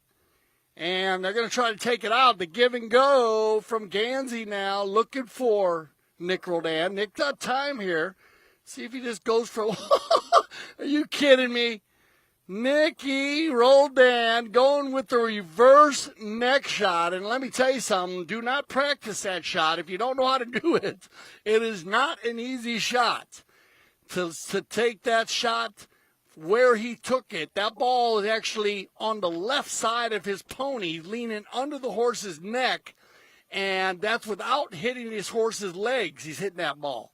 And he hit it a good 40, 50 yards, but wide to the outside, and now it'll be Jason Crowder. Oh, man, he had Patricio going for Pablo. He went for it, and he almost got there, but Roldan, he's having a sensational fall season. I think he's had 2 or 3 MVPs this year, and he's earned every one of them. He's played well. Now Sebastian Mendlebaum checking his shoulder right there. I like that. Now he'll keep his head going forward. Now, nice approach shot here by Sebastian. Now he'll open it up a little bit. Sebastian Mendlebaum right in front of goal. Look for the finish. And that ball will... Ooh, he gets hooked there. And then the ball gets back and taken in there. Now it gets picked up by Grant Ganzi. Grant's going to go with the back shot. And off to the right side there. I want to give credit where credit is due there, Sebastian. This is something, if you're a number 1, you can learn. And I actually learned this from Carlos and Memo Gracita, playing number 1 in Hygo when I was 2 goals. When you get going to goal, just check your shoulder one time. If you notice you have enough space between you and the next player, you don't need to look back anymore. And the reason why they tell you to do that is because sometimes the ball might hit a divot or just might change direction. You never know, so it's better to focus. If you don't need to look back, don't look back. And then once you do look back, then just kind of turn your head at a 45-degree angle. Don't turn it all the way on 90, all the way back, so that way you look peeking out of the corner of your eye. That way, if the ball does take another bad bounce, you'll know where it did, and you're off to the races. Well done, Sebastian. All right, Nick, with 2:59 on the clock. He's going to slam one down there, and that goes off of Pablo. Now, loose ball play. And I like this. Looks like the Victory 2 team has pumped up the volume a bit here. Playing strong defense. Open back shot coming. And Pablo might have a breakaway here. Dorignac trying to get out in front of Nicky. He's going to get out. Roldan's going to push him into the corner. Now they're going to open it up. Who's got the horsepower? Pablo, Nick. They're both going to open up full speed. Everybody's going to fall into the rumble seat behind Dorignac. Dorignac inside the 60, red zone, and oh no, the low flag, but a nice run there. And a nice try, Pablo, as that was running and gunning right there. And looks like Dorniak's going to look for, we are going to get a courtesy change here. So that'll stop the clock with 3:10. Good run there. Good play there, Roldan. Kind of push him wide there. Pablo got a lot out of the Bay Pony. This Bay Pony can scamper. That guy, they didn't want to challenge. And you need to know one of the best things about polo you learn is you got to know when you're beat. And when you are beat, check down and wait. Sometimes the adrenaline won't allow you to do that, and you try to stay up on them. But I think this Bay Pony of Dorignac just a flyer, as we say, in the game of polo. So Roldan had him for a while, and then he just checked in behind him and off to the right side. This is what we have in the fall. We have our medium goal schedule, and it features 6 tournaments. And in addition, to the Banyan Cup. We have 2 remaining medium goal tournaments. We have the Fall Plates, and we have the Casablanca Fall Cup. And a big shout out, as these tournaments have been here for many years. And remember our high goal season, as that is always the highlights. And we have our USPA tournaments in November 7th through the 15th. We have the USPA North American Cup. And the November 11th to 21st, we have the USPA National 20 goals. So you high goal fans, you'll get in any of the doubleheader, which features the Legends of Polo, the Carlos Casino Memorial. We love you, Carlos. And the International Cup, which I was talking about earlier, where GCPC USA, we putting that undefeated 11-game win streak on the line against Spain. And, man, I'm telling you what, I want to buy a new suit for that one because it's going to be a good one. Here we go, Sebastian. He's been pulling the team today. He's got Patricio Paz pushing the pressure on him now. Patricio and Sebastian. Sebastian right in front of goal and the high flag. And well done, Sebastian.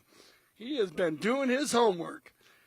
I'm impressed. Great run there by Mendlebaum. And the horse is looking good, taking him right where he needs to be. Patricio putting the pressure on him there, but that's going to make it 3-0. And we're going to click down to 2:20 on the clock as we go back to the center. Line them up one more time on Gaston, Dorignac. And again, the Lefebvre team getting stronger. But, you got to give it up. I mean, the Victory 2 team, I mean, they're trying to work it out here. They said we checked on everything cool with Tomacho Pieres. No problem there. As Patricio coming in to play for him, and he's picking up the pace, doing a pretty good job. Like I said, it's just they've had a few shots on goal that were just wide to the left, wide to the right. And here we go. Here we come again. Looking for the open field. He's going to find Nic. Nic's going to come right here in front of us here. Roldan. Got to keep an eye on Pablo, though. Dorignac's there. Pablo comes in. Nice ride-off. Turns it around quickly. Nic gets the hook. Now the battle. Sword fight going on. Bollini can't make a play there. That would have been 1-2. So a good read there by Bollini not to make a play there. Oh, Becky, she had a piece of it. Looks like he's going to stay on the field, an open back shot, but nobody home but Pablo. So Pablo's going to turn it back up the field. He's going to get met here by Grant. Grant not with a clean line, so he pulls out of there. Good head on his shoulders. Turns it back to the inside. Now Pablo working it back to the left side. Shot on goal. Oh, my Lord, man, this guy, he must like to play golf or something because he has hit both posts today and picked up 2 goals doing it. But you know what they say, as long as it goes through the post, between the posts, it is a goal. We're going to hear our 30-second warning horn. That might end this chucker, as I don't believe they're going to make it back in time. Nope, there you go. Ball still in the umpire's hands, so that'll end this second chucker of our second leg. Our 6th chucker of the day, so stay with us. We'll be back.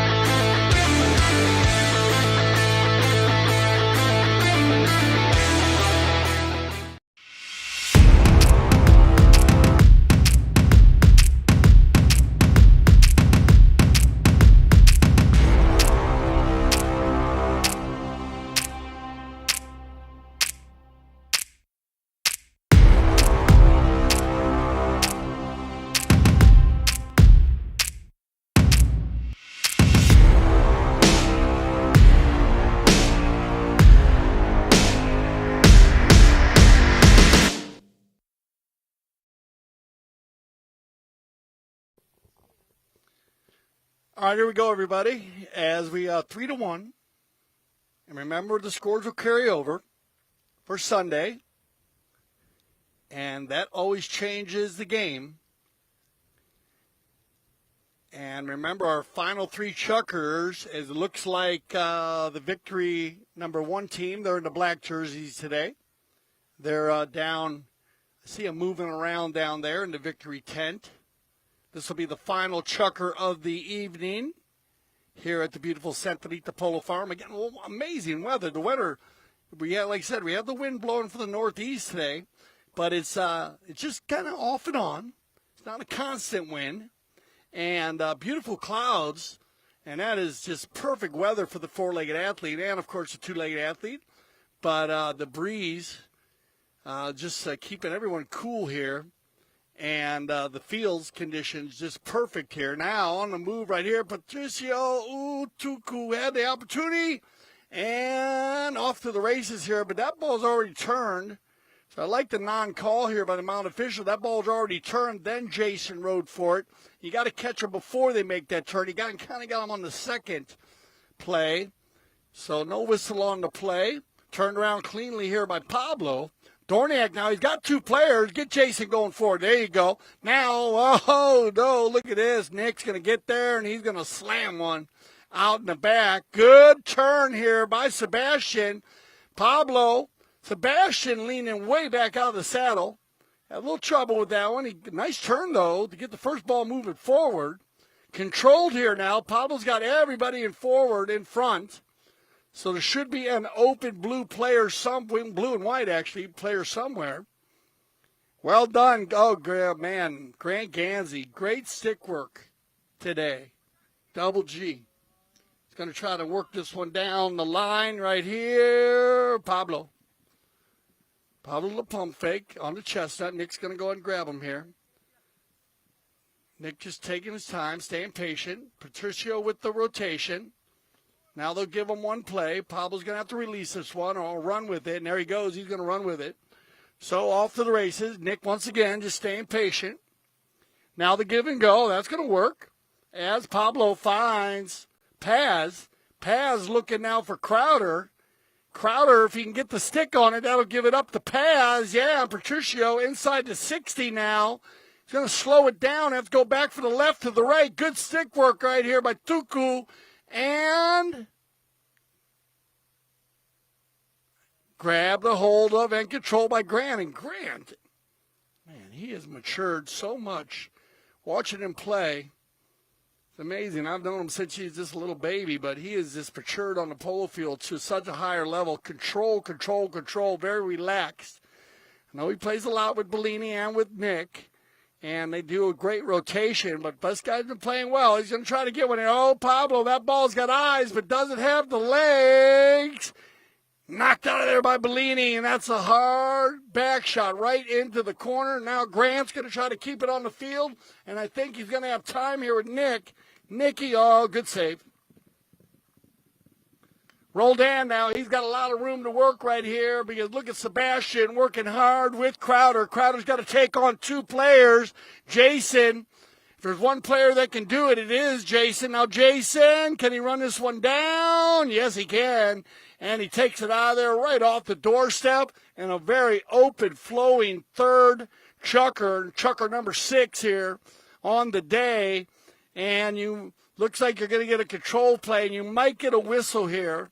As, yeah, you're going to get a courtesy change called. And I was talking with our umpire here, Pablo Dorignac, and I think this is about the 10th time this fall season that we've had to call the courtesy change. And what I mean by that is he blows the whistle and stops the game because the horses have been running for a good 3.5 over 4 minutes. I mean, both teams just playing very clean, open running style polo, very organized this season. And remember, during the fall season, we do switch the teams up. And this gives you an opportunity to play with different players. And that's how it is designed, our fall season. And the Fall League also features stick and ball sessions. So again, you can stick and ball during the week. 2 medium goal tournament games every weekend. And of course, we have our ambulance and paramedics always on the scene, top level. Very, very organized. USPA umpires, top umpires, international umpires from around the world also. World-class polo fields. As I said, we're here at the Santa Rita Polo Farm on the Buenos Aires field. You have the Aspen field right across on the back side of there. Our fans that came in tonight. And then we also have the Santa Rita field and the Penn field. And those are all the fields that you're seeing that are just in front of those beautiful white stables down at the far north end here at the Santa Rita Polo Farm. And one of the most unique polo farms in the area at 102 acres. And this is where most of our games have been being played this season. And remember, it is a private facility. You may come out, but during the week, make sure you talk with somebody if you do come to the thing. But during the game, we are open to the public, and it's free to the public. Come on out and enjoy yourself. Here we go. Everybody back on the field. We had a fair play bowl in, and that ball went back to LaFay. And Dorignac wants to open this one up. And he's going to have to try to get around Nic Roldan. Nic, now Dorignac looking for Crowder. And so a little bit of a different rotation there. Becky's kind of rotated it back around to the back a little bit. And looks like the Victory number 2 team are trying out some different plays. And that's, good thought. Change it up maybe a little on Sunday. They'll use the best format that works for them. Give and go here from Dorignac out to Paz. Nic Roldan's going to stay on the near side there, on the left side. He's going to take it back and not going to leave it. And Nic, he's got Bollini in the rumble seat, so he never have to worry. And he's going to get one down here. And Sebastian, once again, Sebastian. He's been giving the ball, man, making me chuckle. Good play there, but he had to deal with Pablo. Pablo's going to push him off the ball. And he'll take this one down the right side, and that'll click us down to about 2 minutes. About 2:10, but we're coming down to the 2-minute mark. And 3-1. Only a 2-goal difference. On the move here is going to be Becky. Well done, Beck. She's going to take this one forward. Now Schmeits on the move. As looks like Paz going forward. We saw the give and go earlier from Becky to Pablo. That's going to be left in there for Patricio. He's going to leave it now for Becky. Becky still has control on a little bay pony. Becky once, Becky twice. And Becky's going to get the high flag. And well done, Becky. And Becky will get her second goal of the day, as she has one from the penalty line, a penalty 2. And then she has one from the field. Working well in the beginning, in the front of the game. And back to the center we'll go. We're going to get time here. You're going to click down to about a minute by the time Becky gets back here for the bowling. She is the final player to come back after scoring the goal, so they'll wait for her. And you're going to get to 1 minute. So looks like, we're going to go ahead and looks like it will be 3-2 now. And they'll take this one down. It's going to be picked up here now by Nic, looking to go up by 4-2. If Roldan can get one more, that will help going into Sunday, and Nic will get one. And that'll make it 4-2, and they might make it back. I don't think so. They got about 10 seconds here. Going to be tough. Oh, they will play this one out, actually. I apologize. They're going to play out this final. So they will get the bowl in here. If everybody gets back, it's still going to play it out. If they get enough time, and they're clicking down there, I'm not sure if they're going to get enough time or not. And it looks like they're going to go ahead and concede that this one is go ahead. Is everyone coming together with 10 seconds? Dorrignac's going to get them there. They have time. You never know. They can hit one big ball or get a foul. There you go. Remember, and I'll explain that after this goes out, but every time there he goes, going to get one shot. Remember when the round robin at the last chucker, the third chucker is like the last chucker in a regular game? So they play that one out. They play that chucker out all the way to the end, no matter if a team is winning or losing. And right now we're going to go ahead and end this one 4-2 with that goal by Nic Roldan. And when we return for our final 3 chuckers of the day, we're going to have the Victory 1 team. They won their first leg against Lafay, so the two winners today will be battling it out. But remember, the scores carry over to Sunday, and we'll be right back on CTV Sports.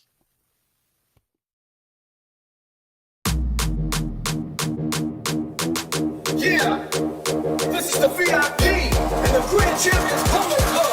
Let the games begin.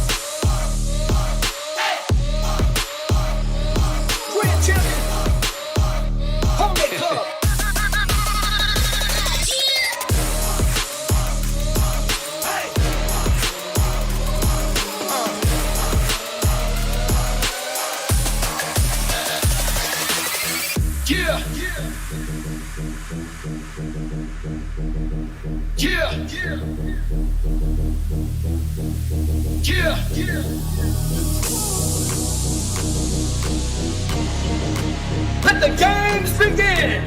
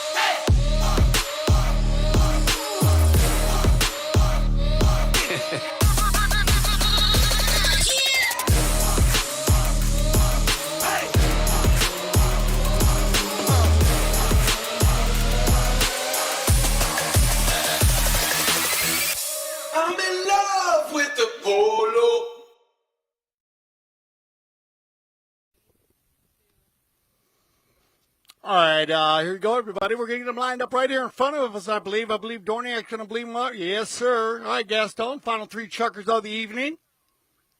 Pretty good game going on here. Should be a fun final three chuckers here. These two teams, at the moment, we can put them at the top. I want to thank the Victory 2 team for joining us tonight, and we'll see them on Sunday. But right here, these two teams, the Victory 1 team, they scored 7 goals in their first leg.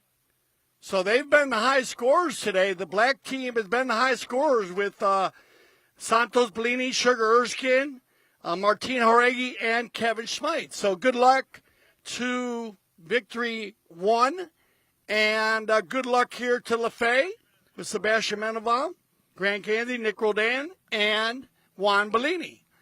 Two very, they line out perfectly, these two teams, because, as I said earlier, the styles of play, and Lafay has been using Mendlebaum, Sebastian, in the front of the game. He's been staying in the front and kind of focusing at that number 1 position. And Kevin has rotated a bit. Kevin Schmeits with the yellow helmet on. But look at this. Santos, Bollini. Well done, Tato. And Santos is going to get control there and just carry that one out of the coffin corner. And a good start here by the Victory 1 against a strong Lafay team that is coming in already ready to go. But it looks like the black jerseys came out of the tent and they just said, let's go, let's get one quick. And Santos, I believe, is going to pick up his 3rd goal of the day. Yeah, that's going to be his 3rd. And another quick goal there, scoring within a minute and a half of the first bowling. This ball will get controlled by Roldan, Nic. He'll take it back to the inside. And a little bad luck there, so he'll spin it around. He's got time. Nobody on him here, so you might see Nic go for it here. And he's going to try to get there. There's a little bit of a miss hit, so he'll regroup. He's playing zone back here, so nobody's, watch out. Erskine's going to drop the hammer. Nic Roldan trying to roll down and through there. And we'll get a whistle on the play, and now just bad luck there. If Nic gets that ball and takes it forward, then usually you won't see a whistle called there, but now he missed that ball, and you can see the window closing. So good call here by our mountain official. And we will get a penalty 3 on the play, so an open goal. Penalty 3. So that'll add to the opportunities for victory 1. I knew Sugar was going to drop the hammer there. I wasn't sure if Nic was going to go for it. I think Nic might as well go for that ball, because if he does get that ball, then, like I said, 9 times out of 10, the umpires won't blow that play. But if you miss it, the window closes, and it kind of takes the play away from the player that hit the ball there. So here comes, I guess, Sugar going to go for it on the open goal, penalty 3, 40-yard shot. Sugar, there's a, just off to the right side. So they'll dodge a bullet. Let's say different style there. Sugar kind of like to lope up to the ball and then go to a walk and almost to a stop to finish that. There's so many different ways to hit that penalty shot. That's something that also goes on in the polo school a lot with a lot of pro players. They'll come to the polo school and work on penalty shooting, try to design something that works for them. And all players have, different ways of hitting the ball. Some like to go to walk, some like to go to trot, some like to go to lope, some like to go to ride up and stop. Nice pick up here by Kevin Schmeits as he tries to get by Bollini, and Juan has not missed one back shot all day long. Roldan's going to run right here, and here comes Nic. If he can keep this one on the field, no, just bad luck there as he tried to run the corner. Sugar was going to cut him off there, just kind of ran out of field there.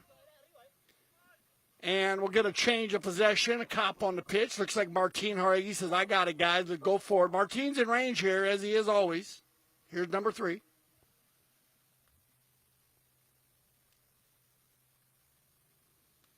Watch this ball go. Ooh, it's got the legs. Off to the left side, though.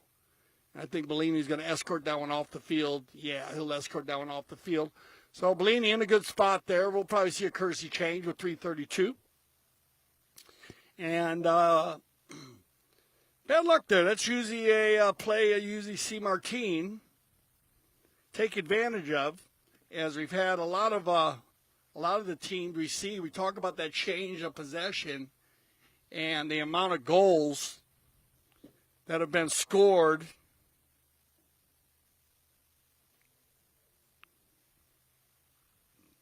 during the change of possession.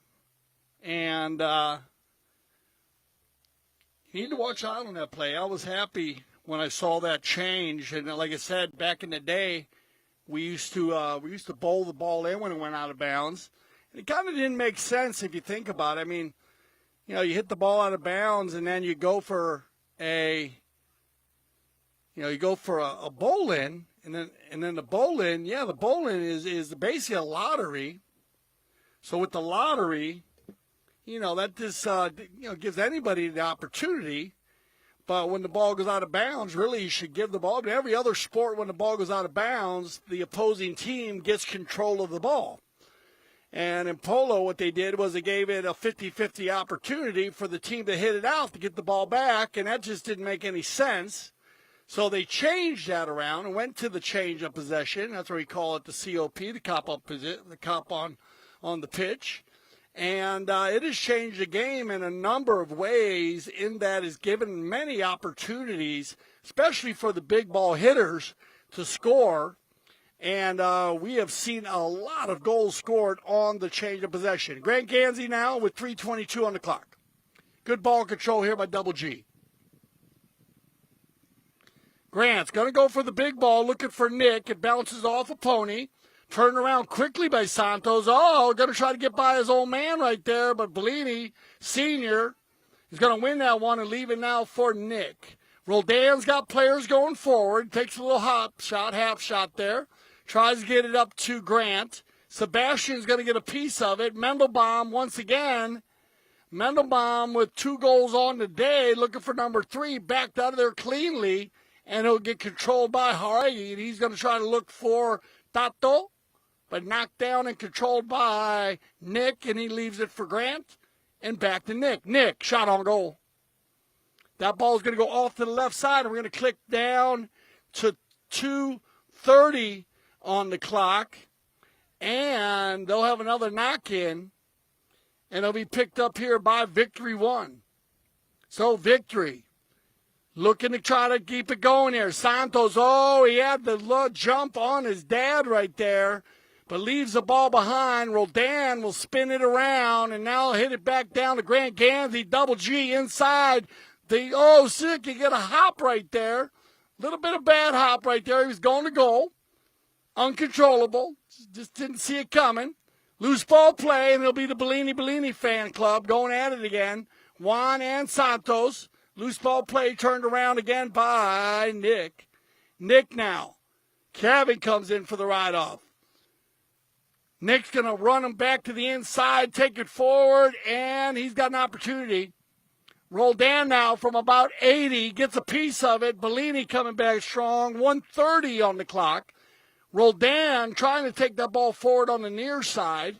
Not an easy play. Nice back shot here by Grant Ganzi right to Mendlebaum. Sebastian takes it in once. And what a save by Martin Jaugueri. You'll get a whistle on the play, and that'll set us up for a penalty 6. And it looks like we got the Ganzi crew in town. I always love to see that. Always brings a smile to my face. The Palm Locusts. As I'm always talking about the Ganzi crowd, of course, so talking about Grant Ganzi's father and grandfather. And Wally. And, of course, Sandy here in town to watch some of the polos. We always love welcoming them back. As I had the opportunity to play a lot of games with Wally Ganzi, with the Palm Locust team. And, of course, his son and daughter-in-law have done a fabulous job, and his grandson and granddaughter. And here we go. It's going to be Grant Ganzi with the penalty 6. Get a bit of worm burner there. Not the shot that Grant usually hits from there, but it's going to lay down in the center, and it's going to stay on the field here. And look at this. I don't believe they're going to be able to make a play, and Nic's going to get the high flag there. So that could be a design play in some ways on a bit of a little miss hit there. But they're going to work it out, and they're going to get a goal out of it. So LaFay will pick up another goal, and it'll be Nic Roldan. So that'll bring him back to the center here. And remember, we are live here at the Santorita Polo Club in our 7th chukker of the evening, our first chukker of our third leg. We might get another bowl in here. 3 seconds. I believe they're going to get it. And yes, they are. So here we go. 30 seconds left here in this chukker. 1-1. Martin looking for Sugar. Backed up cleanly by Mendlebaum. Oh, you might get a run. No, look at that little pony get around for Martin. Backed up here. Left in there, Sugar. He's got Santos going forward. Can he find him? Bollini, and Juan's going to win that one. Taken out by Nic Roldan. He's going to check his shoulder. Here comes your 30-second warning horn, and that'll end it right there. So we'll go ahead and send everybody off once again. And 1-1. And as I said, remember, both of these teams, the Victory 1, they scored 7 goals in their first 3 chukkers. LaFay scored 4. So 2 very strong teams. Stay with us. We'll be right back on CTV Sports.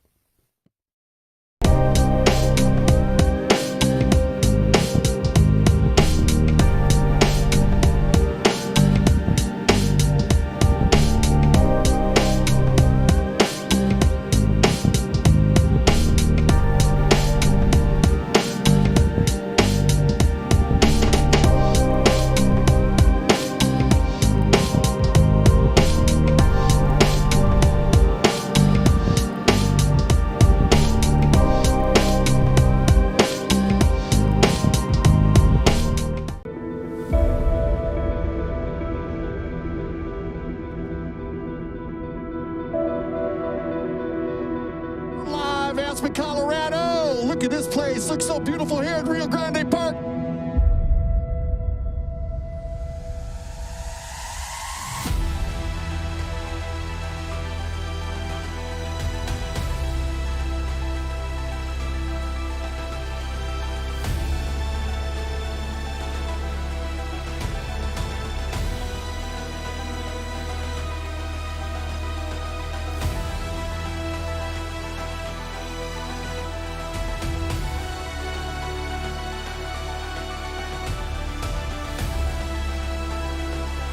As the sun sets in Aspen, Colorado, one of the most beautiful backdrops in the world. Thank you for making us the leaders in polo broadcasting. And when you see a day like this on the snow in Aspen, Colorado, you know why we say at Trucker TV, we love the polo.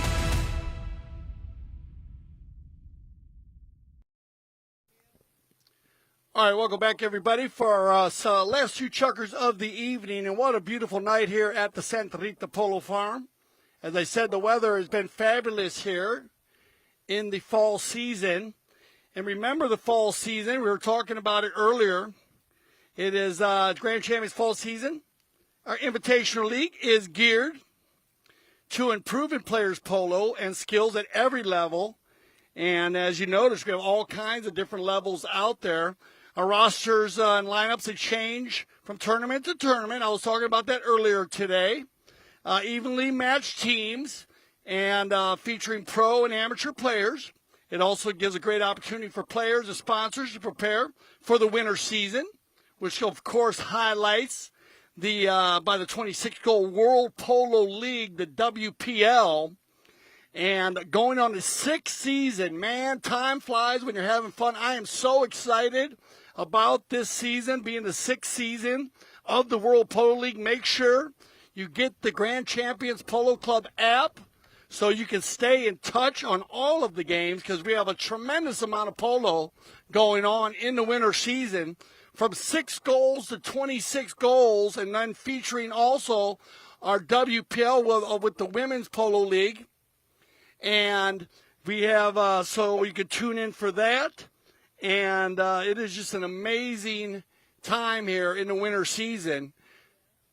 And also, remember, we also have all of our PTF, our Polo Training Foundation. And look at this. Here we go. We got a horse race, and Nic Roldan is on the move.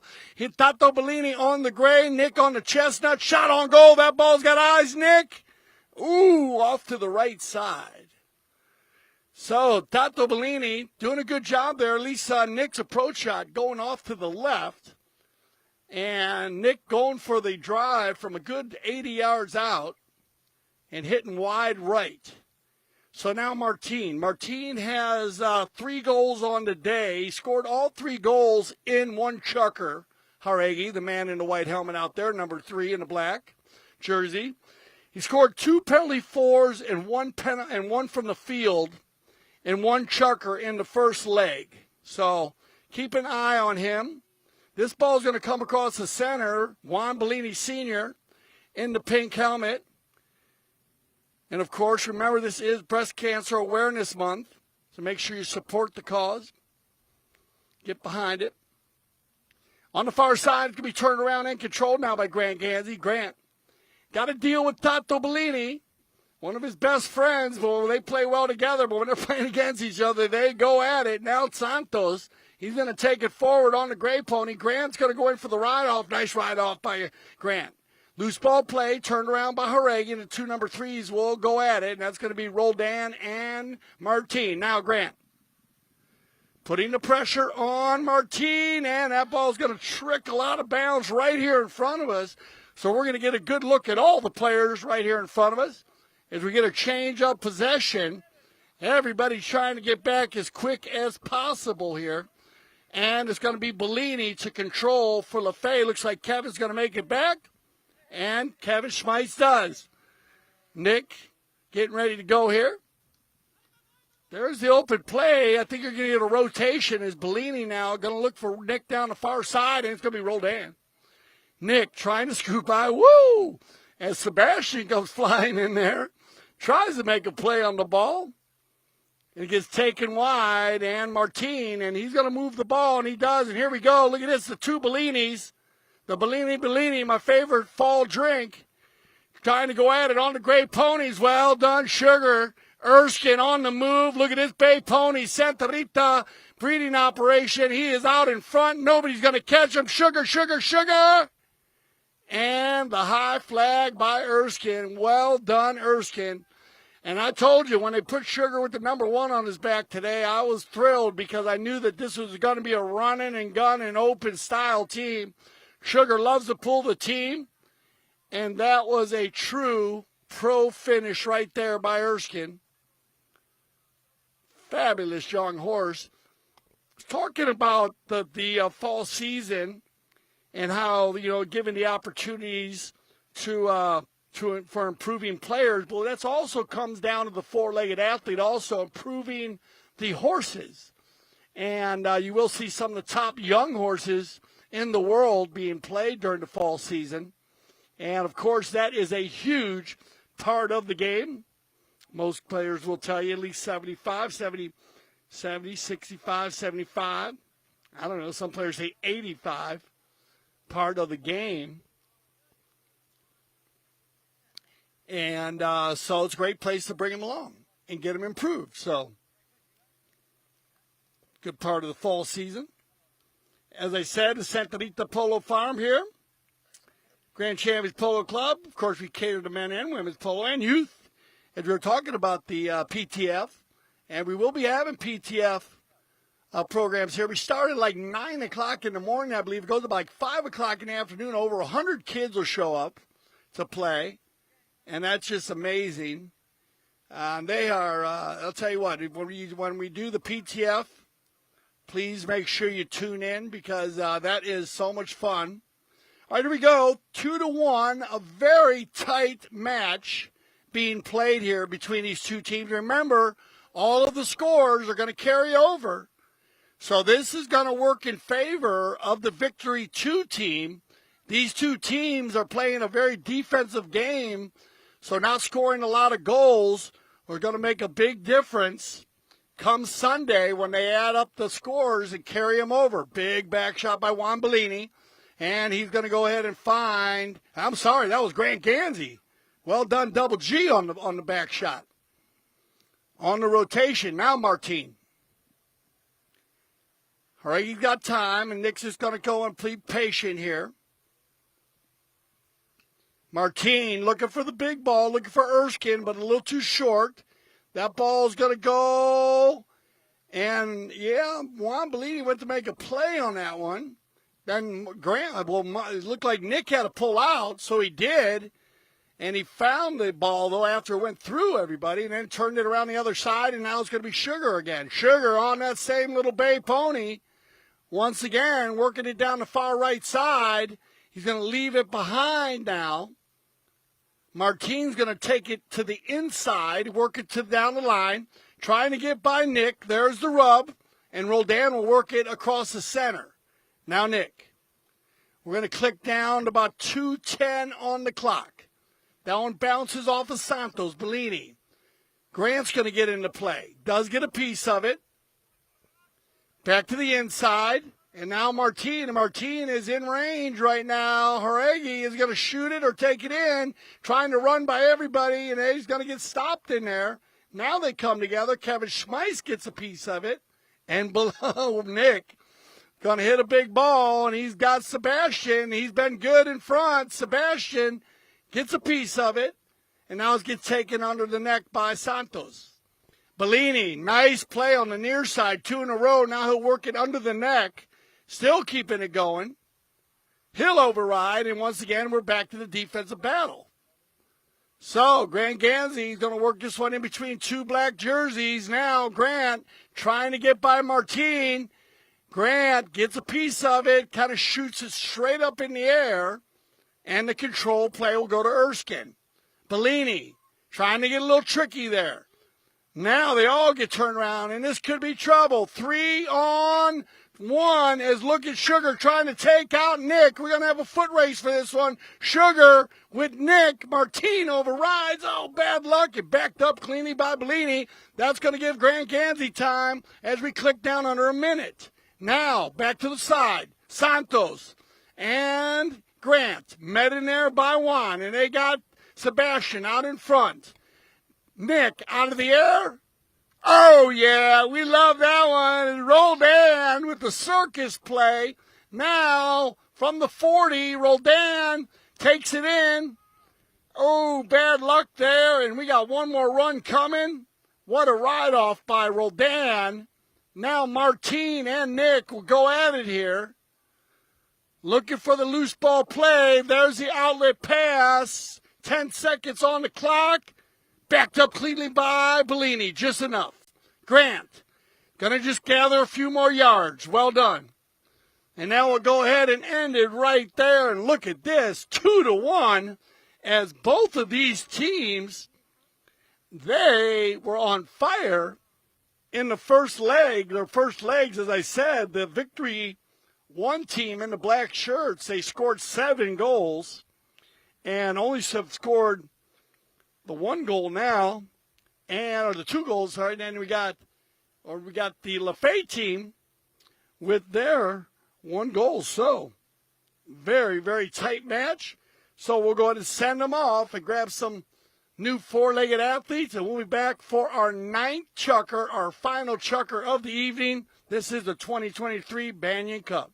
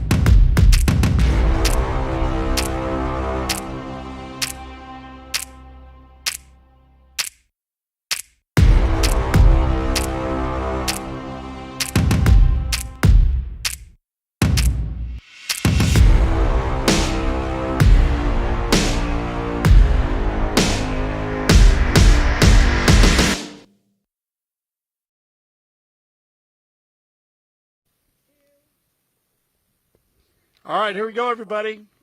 9th chucker, final chucker of our 3rd leg. Remember, all the scores are going to carry over.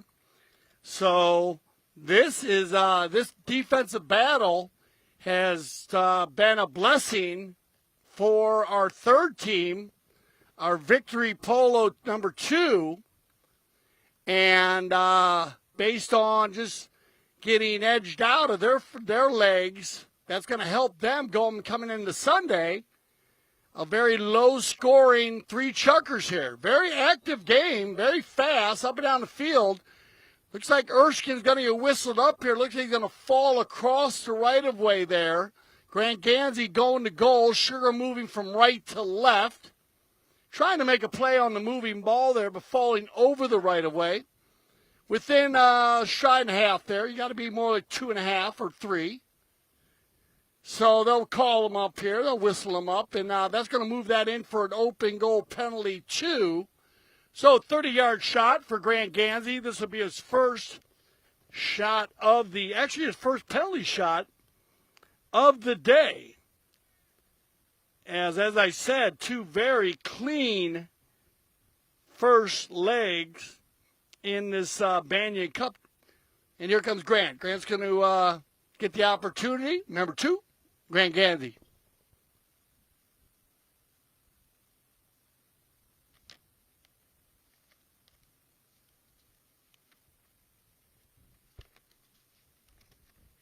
Grant Ganzi, there you go, nice and clean, and that's what you need right now, as he's going to go ahead and get the equalizer and make it 2-2, and big opportunity there for Grant Ganzi. Grant having no problem with it, and wow, a very competitive final leg here in the Banyan Cup 2023. Back to the center we go. Control, possession is big. Martin on the little bay pony. He's going to try to lay this one down the center for Sugar. Well done, Sugar. Takes it forward. Ooh, maybe missed go. No, it's going to work out because here comes Martin. And Martin, he's got to hit that. And we're going to get a whistle on the play, and that'll stop the clock. And we'll see exactly what happened there. 5:32 on the clock. And I think we had a buried ball. So, yeah, we did have a buried ball, and then the ball was hit out. Now, sometimes if the ball is halfway or a little bit more, then they'll allow the player try to hit it out, but in that case right there, right in front of goal, that ball's buried, it's buried. Now go the bowling from the center to the boards. Looks like it's going to be won here by the black jerseys, though. And, Martin takes a shot there, but it goes off the back of Juan Bollini's pony.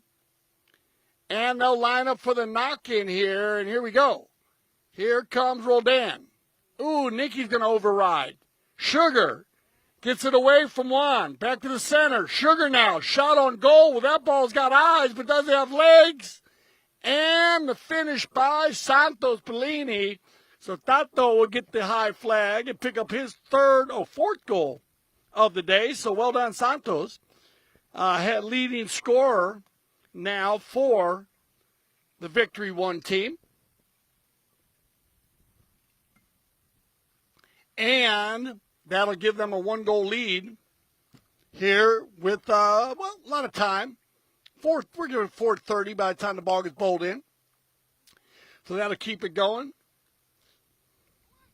Sugar now, we're seeing a lot of different rotation by the Victory team.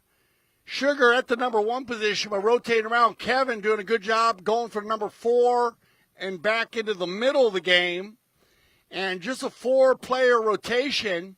And still the Lafay team playing that similar style, using Sebastian out in front. But look at this shot by Roldan. If Grant can make the neutral play, Nic's going to pick up the loose ball. And Roldan will get the equalizer once again. So once again, a nice play here by Grant to go ahead and force the back shot. And Nic just read that play perfectly, and that's probably going to send us to our final courtesy change of the day. And it looks like it is going to take us to our final courtesy change as the sun sets in the west here over the beautiful Santa Rita Polo Farm.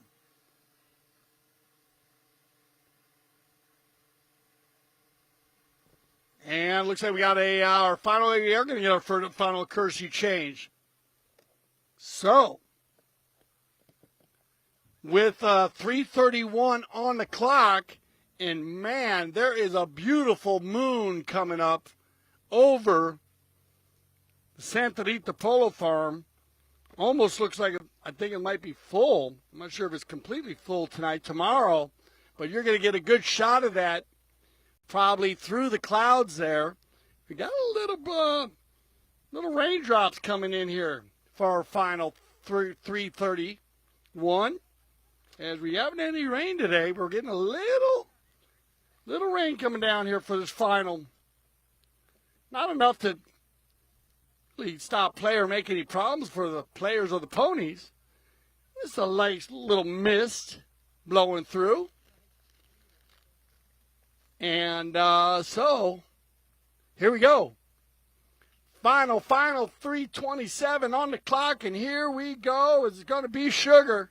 Erskine, staying out front once again on the Santa Rita Polo Ponies. Oh, man, he has been out in front, just flying by. He's got a couple. You got to get the names of those horses. They are so quick, and he does a great job when he is out in front. Likes doing that, likes getting out and running, pulling the team. But that ball goes just wide, and it'll stay.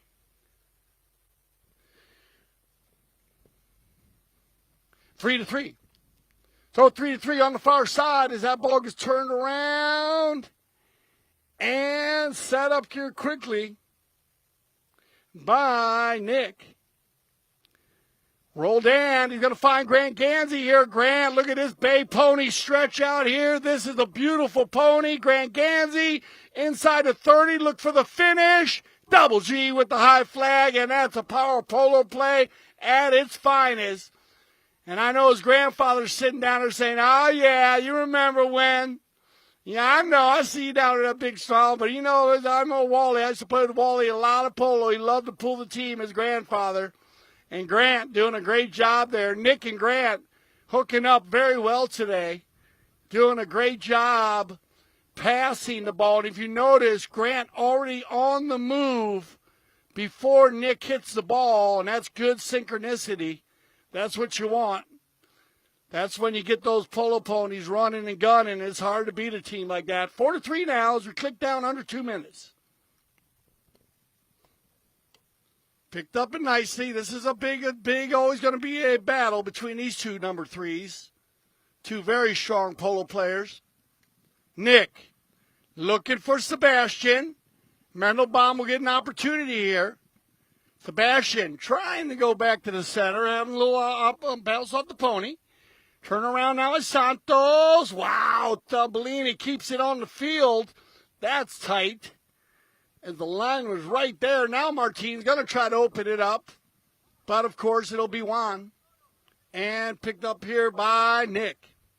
That's going to take us down under a minute here. So, Nic's going to get one more run to goal here as the clock kicks down. We'll play out the final 30 seconds. And here we go. Look like Nic trying to get in there. And we'll get a whistle on the play, and that'll stop the clock with 45 seconds. Okay, so continue the clock. We'll keep the clock going. As we're going to go ahead and keep the clock going, we're going to play continuation there. As there was a foul on the play, but they had the open play.